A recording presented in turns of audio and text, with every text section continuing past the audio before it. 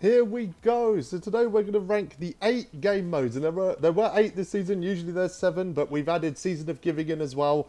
We're going to rank these all these game modes objectively. I'm going to sort of score them in 6 different areas, which is how easy they are, how fun they are, how time consuming they are, how good the main rewards are, the secondary rewards, and then the kudos, which is like the street cred you get from completing it. You know, the cool factor. That's basically it.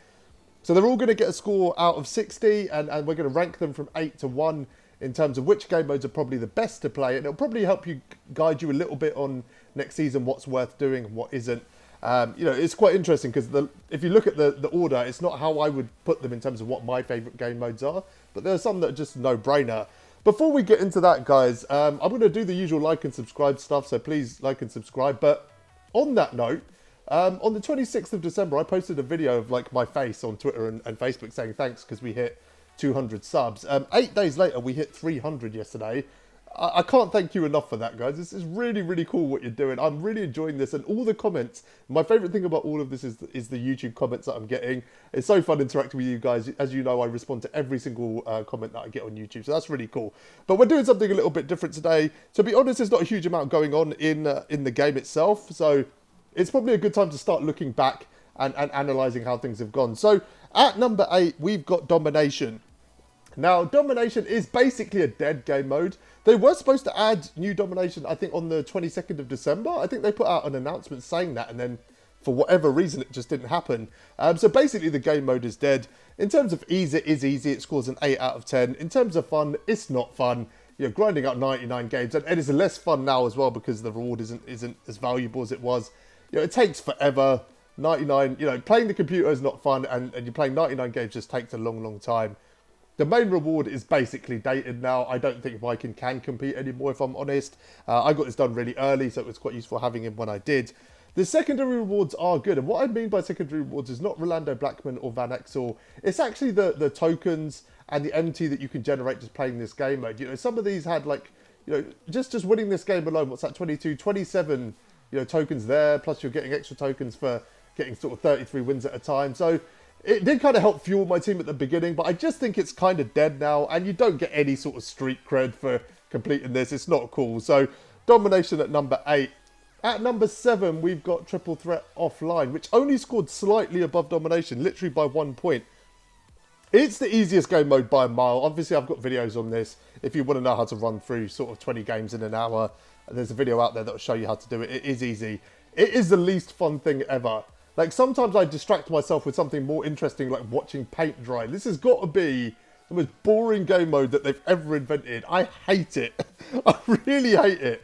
It doesn't take long if you know what you're doing, so you know, the time is at a 2.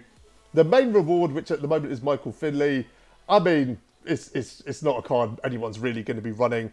Interestingly, though, where it did score high and what basically put it above Domination is the secondary reward. That Wayne Embry is an absolute beast. Catch my last 2 videos where I've been running him. I love that card. I actually, on yesterday's video, I put him as the 2nd best reward card from this season after D Wade.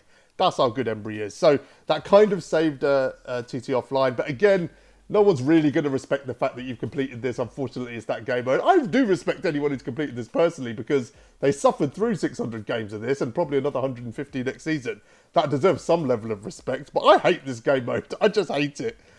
Right, at number 6, we've got the Spotlights. So with the Spotlights, it's kind of interesting because they got lost in the shuffle this season. The Spotlights really became about Baron Davis, about the Season of Giving, and it just became less about the Spotlights itself. But when you break it down, it scored okay. It was under 50%, but it is easy. You know, I put it at an 8 because you can have some tricky games in here. Like, you need to get steals and you need to get blocks. So it's not always straightforward, but most of the games are on sort of pro. They're not very difficult. It can just be a bit tricky sometimes with the requirements. I gave it a 6 for fun. I mean, you could score it lower than that for sure. The reason I gave it 6 is I think there's a good bit of variation in here. Like, when I talk about TTO and Domination, you're basically doing this the same thing over and over again. But, you know, you kind of switch between, you know, challenge games, you know, 5v5, and then you switch to Triple Threat Online offline, basically. And it's just got a little bit of variety as you go through, which I think keeps it refreshing, and it's a good use to test out your squad as well. I find like testing out players in Spotlights is a good way to do it. The main reward is okay. It does take a bit of time. You know, it's 15 hours total really to complete all of these, so it's not the most time consuming, which is why I've given it an 8. That's a good score for time. Main reward, like, you know, Divock was great. He came 9th on the best free cards of the season in my video yesterday, so that's how good he is. And the secondary rewards, you get a few packs and stuff, so it's not too bad. You can pick up things along the way that can be helpful, contracts, things like that. Again, kudos. No one's really going to be shouting from the rooftops that they've completed the spotlights. It's not the most exciting mode or challenging mode to complete. So at number 5, maybe a surprise, is TNT Online. So with TNT Online, ease is hard, right? Because it really depends on your skill level. And I'm going to try to approach all of this as like an average player, which, you know, like I think of myself as. So you win maybe 50% of your games if you're average, maybe 60, 70, you know, if you're slightly above average. And, you know, if you're a god, you'll run through this every time. It is fun. Any game mode where you're playing someone else online, it's a lot of fun. So for me, TTO is up there with one other game mode for the most fun game modes that we play. You know, to run a board, it can take about an hour. And, you know, you can pick up various rewards along the way. So it's not the most time consuming, but it can take time, you know, especially if you're struggling with TTO. It can take a long time to sort of get any value out of it. The main reward on TTO is Larry Nance. I don't think he's great. I don't think we've seen a lot of amazing rewards. Antoine Walker's okay as well. They're both kind of just above average cards right now. So I think 6 is fair. The secondary rewards I've put down as a 5 out of 10. And again, there's possessed packs in there. You know, the diamond consumables, again, that's good. It's all good stuff. And I have picked up quite a few of these things. The main secondary reward with TTO is just generating MT because, you know, just playing games, and they've added the 3-point percentage in now, which makes it a lot more valuable than it was before. So I think TTO has become more valuable in that way.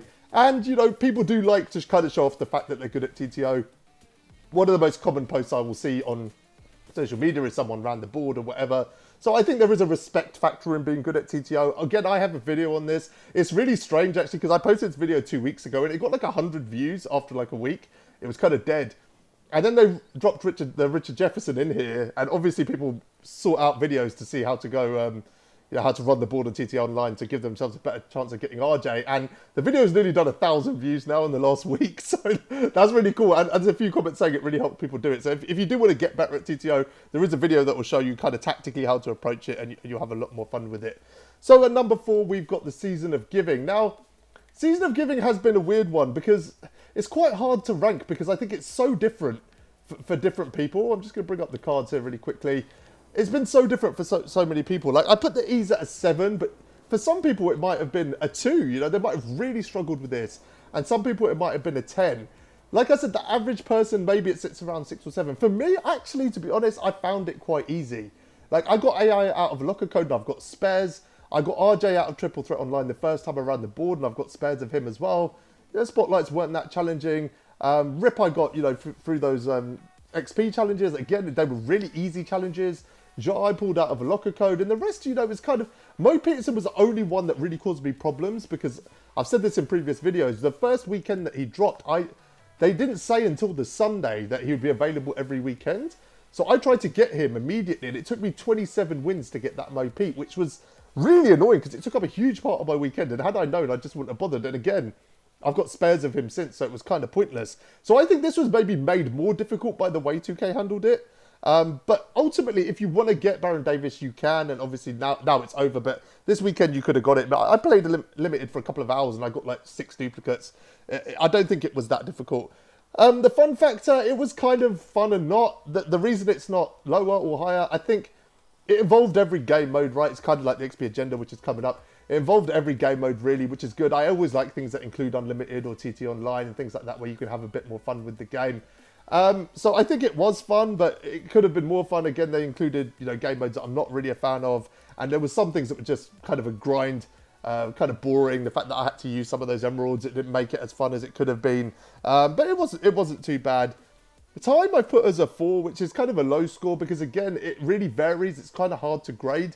Mo Pete took me forever, but, you know, Jean Morant took me dropping a ball in a ball drop. So it's just so varied. Obviously, you had to complete the spotlights, which is probably the most time-consuming part of it, which, you know, again, it has to score lower than at least the spotlights because just that on its own was, you know, scored pretty low. The main reward is Baron Davis. I love that card. I do love that card. And again, I've got gameplays on it.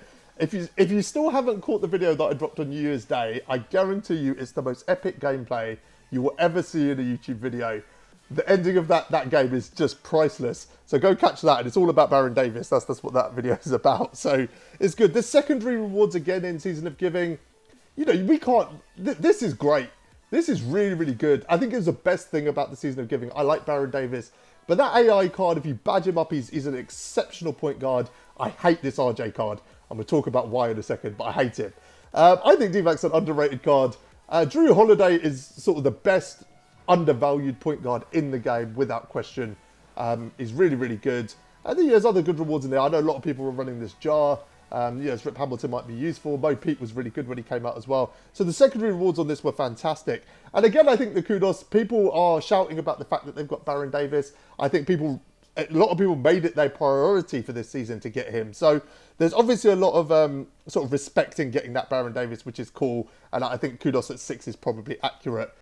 So at number 3, we've got the XP agenda. And this is a really tricky one to kind of grade. So I need to be clear on ease and time here. I need to separate those two things. So ease, it is easy. There's nothing in here that's challenging to do. Like if you look at the agendas, there's nothing that's challenging. If you approach it the right way, okay, it's a little bit tougher, no money spent, but there's nothing stopping you completing it, even if you're no money spent and you know how to generate MT and things like that.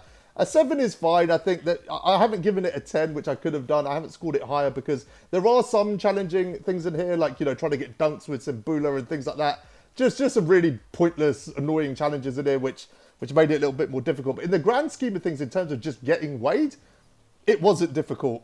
The time is the issue. Now, again, I got this done 10 days ago. Like, I got this done really early. I've given it a 1 because most people spend the entire season doing it. And I'm going to release a video on XP. I haven't done it yet because, honestly, this stuff is mind-numbing.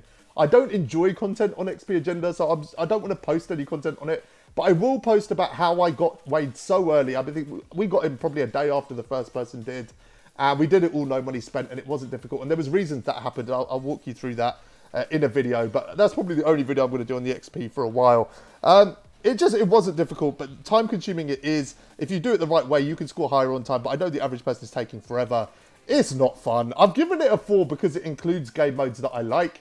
Like, you know, it includes things like Unlimited and TNT Online and things like that where you can have some fun with it. But again, there is no scenario where I'm playing TT offline, trying to get 10 dunks with Simbula and I'm supposed to be enjoying that. It's not enjoyable. Intentionally not enjoyable, right? It's just not. So I can't score it any higher than that. To be honest, I think the 4 for fun is high, if anything. The main reward is the best card in the game. Yes, he is definitely the best card in the game. He is the best card in the game. So main reward gets a 10. And the secondary rewards get an 8 as well. So with this, it's not only, you know, the level rewards, which are, you know, good. There's diamond consumables in there. There's Hoff badge. There's the Ascension board, which literally was the reason. The only reward card I didn't pull this season was Connie Hawkins because I couldn't get it off the Ascension board. I've never pulled anything off it. So I should score it lower because I didn't get those rewards. But I know most people did. And obviously, you know, if you're running a no money spent team or budget squad, having someone like Connie will be a great card to have. But you also get kind of rewards as you go through this stuff as well. You know, there's MT in here. It's 2,500 MT there, 1.5 there. There's obviously cards as well that you can get off some of them. You know, look at the ones we've completed. Rip Hamilton was in here, for example, although he's part of another reward. Drew Holiday, of course, is a great card. So there's no arguing that the secondary rewards are really good as well. They do need to improve this. They need to improve these secondary rewards. Without question, the secondary player reward should have been a pink diamond this season. And if it was going to be a diamond, it should have been a really good one. Like, that's not a good enough reward for level 33 and getting 56,000 XP. Outside of that, the kudos, obviously this is, I've put it at an 8. It's not a 10. I think some people will see it as a 10. Like, if you complete this, it's the biggest thing that you can do. It's not really. It's just not difficult enough, I think, to get that respect. The respect is coming from the time that you've put into it. Like, if we're going to base things on that, then we need to have equal respect for anyone who's won 600 games on Triple Threat offline. I respect anyone who's done both, massively, by the way. But I didn't really feel, like, when I got Wade, I didn't really feel that sense of accomplishment. It was just relief that it was over. Like, that's all I didn't have to do it anymore. That was pretty much all I felt about the XP agenda once I got Wade. Obviously, I was happy that I got such a great card. Right, at number 2, we've got Unlimited. Unlimited, you know, it could have scored higher. It is my favourite game mode, but there's something coming ahead of it purely because of the metrics that we're using. Unlimited, to me, is without question the most difficult game mode. Like, I've got a great record there. I played last night, and honestly, I got absolutely annihilated. I took the 10 cards from yesterday's video. I took them online, the free squad. I ran into like he wasn't even, like, he didn't have a god squad or anything like that, and it wasn't an algo game. He was just amazing at the game. And RJ sold me. Like, I brought him on the bench. I couldn't get his shot down. It was terrible. That's why I hate that card today. But it just goes to show you can have a record this good. That was actually a 12-0 game, just so you know. Like, I went 12-0 earlier in the season, but I was trying to go 12-0 using free cards, and it was a 12-0 game. When I say I got battered, I got absolutely destroyed by this guy. I think I put up like 45 points. Defensively, just a god. So it is difficult. It is really, really difficult. I can't sit here and tell you in any way, shape or form that I guarantee I get this done next season. It's just not true. With the XP agenda board, if I want to do it, I will get it done. With limited, with anything else, if I want to do it, I'll get it done. This is the only thing on this game I cannot guarantee that I will get done next season. You know, it's just not that. Fun, it's the most fun you can have in this game. A lot of this comes down to psychology. Again, you don't be precious about your record. Don't worry about losses, stress about losses. I've done all of that stuff before. It's made it a lot less fun. If you actually play this game just for fun and just to enjoy it, it is the most enjoyable thing. Like, I took a huge loss last night. It didn't bother me in the slightest. I literally messaged the guy and said, like, you're amazing at the game. We started chatting back and forth. And again, it was just fun talking to someone else about how badly he beat me. In terms of time, it can take time. Again, it depends on your skill level, things like that. It can take a lot of time. And again, you could get it done quickly, but a minimum of a couple of weeks, I think, for most people. So it is time consuming. The main reward, you know, I've given it an 8 because, again, with the gear, you could go a bit higher, a bit lower. I think generally the unlimited rewards have been a bit underwhelming. I do think this should be the best reward in the game, so that's why I haven't given it a 10.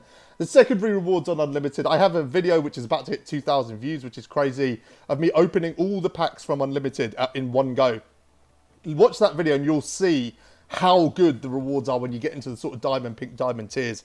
Those crates filled with like amazing stuff, diamond contracts, diamond shoes, multiple of everything, diamond players and everything else. And next season, we're probably going to get pink diamonds, I guess, out of those boxes as well. So it's going to be really good. In terms of kudos, in terms of street cred, respecting this game, like being that guy, being the man, nothing will get you there more than unlimited. As soon as you post your 12-0, your badge of honor is there. Like, went 12-0 this season, and I'm not worried about anything that happens for the rest of the year because I got that badge of honor. That's literally it. Honestly, that's how I feel. So, unlimited at number 2. So, at number 1, again, it might surprise you, is limited. If you just look at the way I've scored it, it's kind of hard to argue with it. It is easy. You've just got to play a few games every weekend. It's not tough. You know, again, some people will find it difficult, which is why I haven't scored it a 10.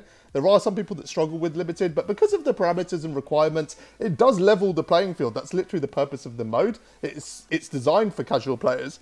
It is fun. I gave it a 9 out of 10. I really like building squads with limited. Like, as much as I love playing the games, and again, it's an online mode where you're playing other people, it's really fun putting together different squads with the requirements. I really enjoy it. Time, I've given it a 7. So again, it just doesn't take a huge amount of time. Probably all of these rings, actually, I got within an hour of playing limited. You know, if you get a lot of rage quits and stuff, you will get that ring really quickly. So it's probably taken maybe 6 hours of the entire season. The main reward, again, it's good. Aaron Gordon, I really like that card. He needs a couple of badges, but yeah, again, I've got videos on this over the last couple of days. Secondary rewards, like, I have multiple spares, like multiple spares of absolutely everything. All of this came from limited. Look, you know, you can see it.